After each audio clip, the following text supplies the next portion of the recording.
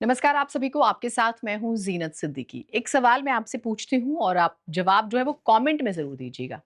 क्या आप हिंदी जुबान इस्तेमाल करते हैं? आप हिंदी बोलते हैं? और अगर आप पुरुष हैं तो आप सोचिएगा, क्योंकि योगराज सिंह जी जो कि युवराज सिंह के पिता है वो तो कहते हैं कि हिंदी दरअसल औरतों की भाषा है, मर्दों की भाषा नहीं है। मर्द को चाहिए कि वो रफ टफ लैंग्वेज में बात करे, और हिंदी में ऐसा लगता है कि जो हिंदी बोलता है वो थोड़ा झुका हुआ महसूस होता है। औरतें हिंदी बोलती हुई अच्छी लगती हैं।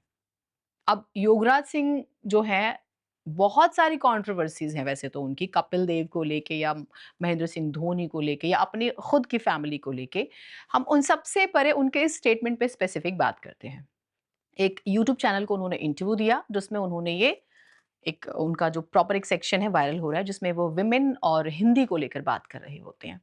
लीडरशिप वो ये कहते हैं कि specially never give power to a woman. औरत को कभी पावर भी नहीं देनी चाहिए, वो सब बर्बाद कर देगी। और फिर वो पूर्व प्रधानमंत्री, स्वर्गीय पूर्व प्रधानमंत्री इंदिरा गांधी जी का ज़िक्र करते हैं कि उन्होंने देश बर्बाद कर दिया। ये उनके अपने विचार हैं। और ऐसे ही वो कहते हैं कि घर में भी पावर जो है वुमेन को नहीं देनी चाहिए। ये ऐसे सवाल हैं, ये ऐसा स्टेटमेंट है जो मुझे लगता है कि सिर्फ वुमेन को खराब नहीं लगेगा, आदमियों को भी खराब लगना चाहिए कि अगर आप हिंदी बोलते हैं तो आपको कैसे एड्रेस किया जा रहा है, आपके बारे में क्या सोचा जा रहा है। आप एक बार वो स्टेटमेंट, वो सेक्शन सुनिए, फिर इस पर हम और बातचीत करेंगे। बात मत करो यार। मुझे तो हिंदी लैंग्वेज ऐसी लगती है जैसे कोई औरत बोल रही हो। तो वो आपको पसंद नहीं है कि ये औरत पसंद बोले? है। फिर जब औरत बोलती है तो बहुत अच्छा लगता है। जब मर्द हिंदी बोलता है ऐसा लगता है ये क्या बोल रहा है, कौन आदमी है। मुझे वो डिफरेंट लगता है। तो मर्दों की भाषा कौन सी है? मर्दों की भाषा है कि की हाल है भाजी, ठीक ठाक हो। ठीक है जी, ठीक है जी। चढ़ती कला, वाहिगुरु जी का खालसा, वाहिगुरु जी की फतेह। फतेह। आ लैंग्वेज है। आप कैसे हैं, कैसे आए हैं, क्या करते हैं, आपके माँ बाप ठीक है? अरे भैया मैं बहुत ऐसा हो गया है। ये लैंग्वेज है? नहीं बताओ मुझे, ये लैंग्वेज है? मैं और भी पुत्र की हाल चाल है तेरा, चढ़दी कला, कोई काम हो तो मैं दसी। ठीक है जी। और फिर कैसे हो बेटा, ठीक हो? अरे बड़ा कमजोर हो गया है। हिंदी में जब को कहता है मुझे ऐसा लगता है यार मैं गिर रहा हूँ। वाई? जान नहीं है, जान नहीं है। जान नहीं है।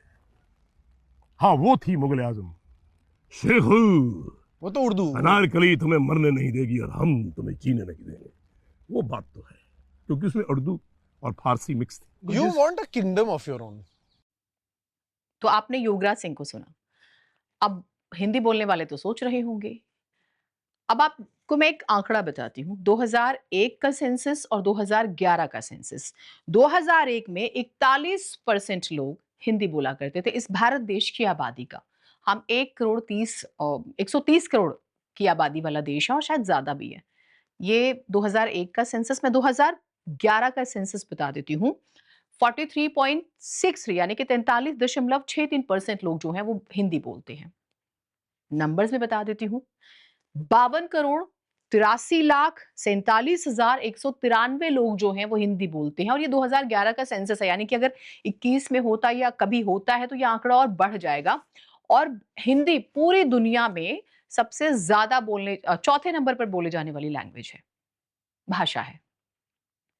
युवराज सिंह ने किस मानसिकता के साथ ये बात कही है, इसका जवाब तो उन्हीं के पास होगा। और तो और यूपी, बिहार, उत्तराखंड, राजस्थान, मध्य प्रदेश, छत्तीसगढ़, हिमाचल, दिल्ली, ये वो स्पेसिफिक स्टेट्स हैं जहां पर हिंदी बोली जाती है और तवज्जो से बोली जाती है। और जैसे मैंने 4 लैंग्वेजेस का जिक्र किया था, मैंडारिन एक लैंग्वेज है, स्पेनिश आप जानते हैं, एंड देन इंग्लिश। ये 3 लैंग्वेजेस टॉप 3 में, और 4th नंबर पर पूरी दुनिया में हिंदी ही आती है। अब योगराज सिंह को उम्र के इस पड़ाव पर यह महसूस हुआ है कि हिंदी बोलने वाला तो महिला लगता है या औरतें बोलती हैं। अच्छा, वो क्रिकेटर तो रहे हैं और कोई बहुत सक्सेसफुल करियर भी नहीं रहा उनका। मैं जब उनके बारे में डिटेल देख रही थी तो मुझे कुछ ऐसा नजर नहीं आया। एक टेस्ट मैच का जिक्र हुआ और 6 ओडीआई, और पंजाब हरियाणा के लिए उन्होंने कुछ 40 एक मैच खेले हैं। हाँ, पंजाबी, अगर आप बॉलीवुड पंजाबी सिनेमा का ज़िक्र करते हैं, तो वहाँ पर उनकी कुछ स्पेसिफिक मूवीज़ हैं जिसमें उन्होंने बहुत अच्छा काम किया है। एंड स्पेशली भारतीय सिनेमा, अगर हम बॉलीवुड की बात करें तो वहाँ पर भी कुछ स्पेसिफिक मूवीज़ हैं, जिसमें उन्होंने बहुत अच्छा काम किया। मैं उन मूवीज़ का नाम भी नहीं लूँगी।